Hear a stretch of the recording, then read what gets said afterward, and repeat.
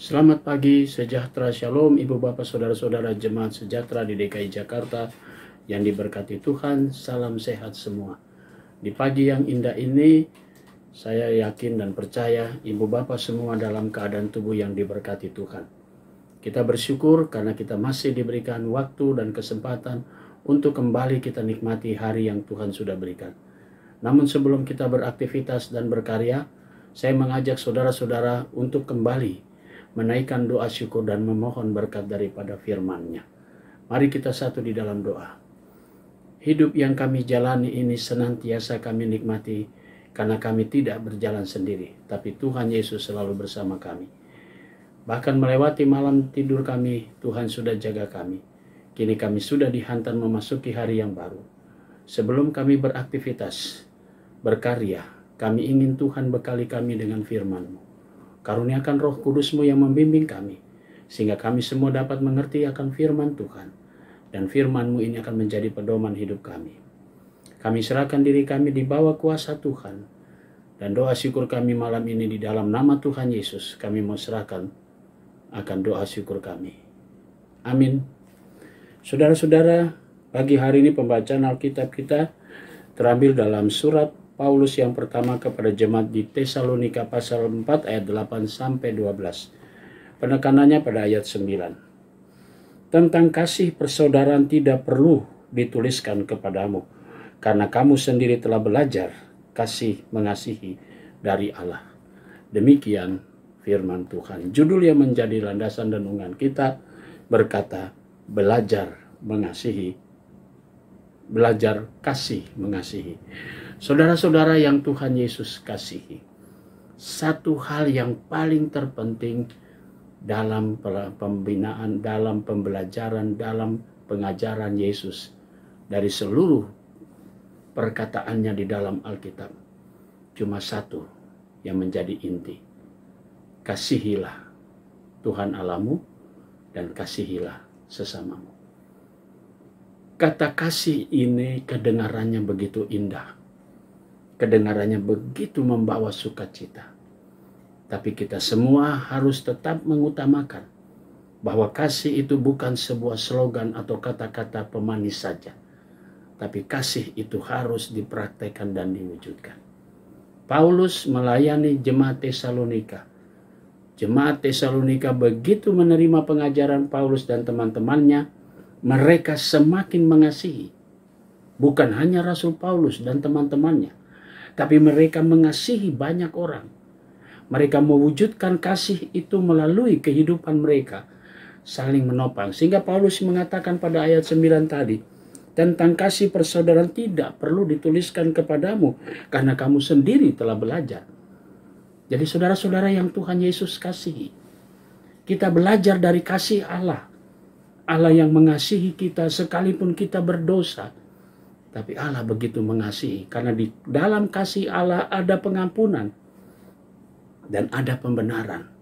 Karena itu mari kita belajar untuk mengasihi sesama kita. Karena di dalam mengasihi ada pengampunan. Dan orang yang mau mengasihi orang lain, dia pasti siap untuk memberi pengampunan. Dan dia juga mau berjalan dengan siapapun dia. Mari saudara, kita yang sudah belajar tentang kasih yang dituntut dari kita sekarang, marilah kita mengasihi bukan hanya dengan kata-kata, tapi dengan perbuatan dan dalam kebenaran. Selamat berkarya, Tuhan memberkati saudara. Amin. Mari kita berdoa. Bapa di sorga, terima kasih untuk pagi yang indah Tuhan sudah berkati kami. Saat ini kami mau berdoa untuk jemaat sejahtera, sektor pelayanan 4, keluarga Bapak Subardi Raharjo, dan keluarga Ibu Non Tiksnadi. Tuhan berkati keluarga ini dengan berkat-berkat Tuhan. Hari ini kami mau berdoa untuk jemaat Tuhan yang merayakan ulang tahun kelahiran Bapak Marco Valen Tipawail, adik Kenneth, Geveni Ahyuan, Ibu Rita Yanti Surompo. Tuhan memberkati sukacita orang-orang yang kami kasih atas pertambahan usia mereka. Kami mau berdoa juga untuk keluarga-keluarga yang merayakan ulang tahun perkawinan. Keluarga Bapak Diaken Widi Nugroho dan Ibu Menik Yohanita. Tuhan memberkati sukacita keluarga hamba-Mu ini dalam menikmati pertambahan usia mereka, usia perkawinan mereka. Tuhan memberkati. Kami mau berdoa juga untuk jemaat Tuhan yang dalam keadaan tubuh yang lemah.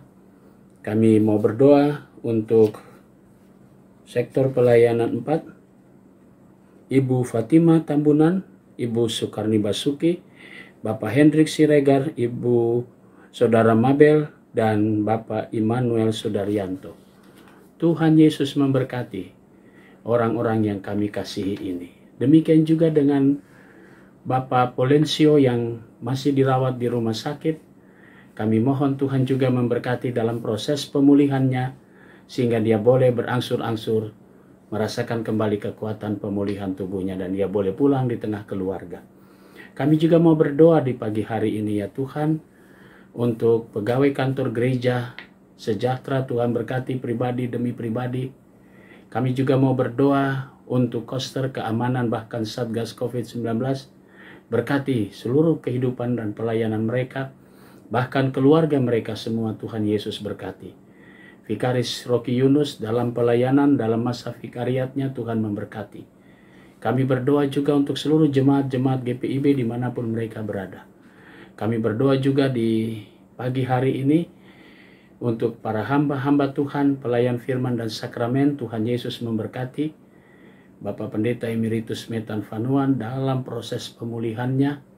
Tuhan Yesus menjamah dengan kuasa-Mu. Bapak Pendeta Nitis Harsono, Tuhan juga memberkati dengan kuasa-Mu yang besar, agar ia kembali mendapatkan kekuatan dan pemulihannya.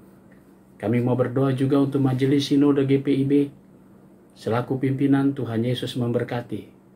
Kami mau berdoa juga untuk pelayanan mereka, keluarga mereka, bahkan karya kerja mereka.